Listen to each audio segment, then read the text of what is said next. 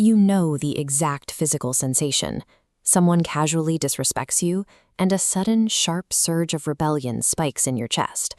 But instead of speaking up, you swallow it down, force a polite smile, and pretend everything is fine.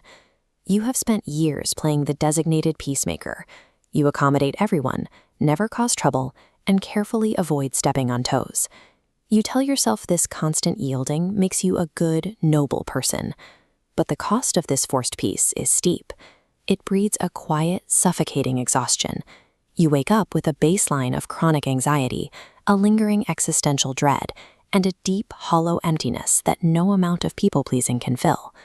Your psyche uses this exhaustion as a distress signal, warning that the sanitized, perfectly accommodating life you built is buckling under its own weight. You cannot heal this by trying to be even more cooperative. The only way out is to stop running and finally embrace the exact aggression, selfishness, and raw power you have spent your entire life repressing. Psychoanalyst Carl Jung understood exactly how this happens. He called this artificial mask you wear the persona. It is a psychological construct designed entirely for collective convenience and societal survival. From a young age, you were programmed to seek stability. Society demanded that you fit in, so you took your anger, your assertiveness, and your uncompromising desires and shoved them deep into the dark territory of your unconscious mind. Friedrich Nietzsche identified this paralyzed state of existence as the herd morality. It is a life dictated entirely by the expectations of others, driven by a terror of being misunderstood and a desperate, agonizing need to be seen as good. The result of this programming is a highly functional, perfectly obedient worker. You become a replaceable cog who wakes up, produces, obeys, and repeats without friction. But Jung warned that this absolute massification comes at a heavy price. To fit perfectly into the machinery of society, you have to completely abandon your true individual soul. This deep repression dictates your daily habits. You see it when you compulsively explain yourself to others, rushing to justify your emotions, your choices, and your boundaries the second they are questioned.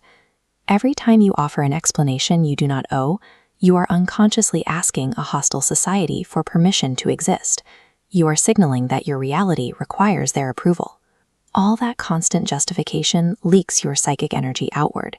You pour your vitality into managing other people's perceptions, leaving your own internal core dim, hollow, and completely defenseless. Every unearned justification reinforces a habit of submission, creating a daily behavioral drain that bankrupts your internal authority. The cure to this drain is a painful process Jung called individuation.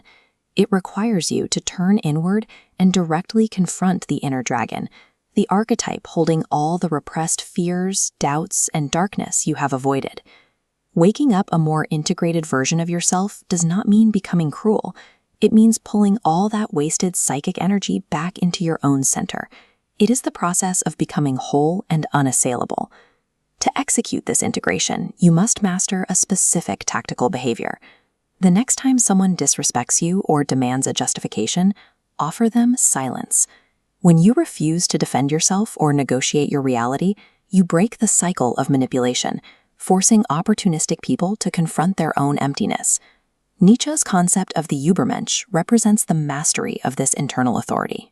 Rather than reacting to external pressure, he remains rooted in his own center, allowing his stillness to dictate the terms of the interaction. Using silence in this way stops the cycle of reaction. You cease being a predictable participant in other people's dramas and begin to act from a position of autonomy. Stepping into this integrated self carries a cost. When you stop being overly available and stop explaining yourself, the people who benefited from your old, submissive version will likely panic. They will accuse you of being cold, arrogant, or selfish. Their anger is proof that they valued your utility and your willingness to be controlled, rather than your actual humanity. You will lose relationships. You will enter what Jung considered a sacred isolation. This shedding of ties leads to a period of profound, necessary solitude. This isolation serves as a fortified space where you can rebuild an identity independent of the herd's noise. You have to accept the reality of your situation. No external force, no perfectly timed apology, and no guru is coming to magically fix your life. The radical responsibility for your soul belongs entirely to you. You have a choice. You can either continue a slow psychological death in a life that was never yours, or you can take the difficult psychic leap required to reclaim your power. Stop apologizing for your existence. Tear off the mask of the good person. True sovereignty is only achieved through action. If you are ready to claim your internal authority, you must name it. Seal the commitment to yourself right now, because naming your power is the first step toward reclaiming it.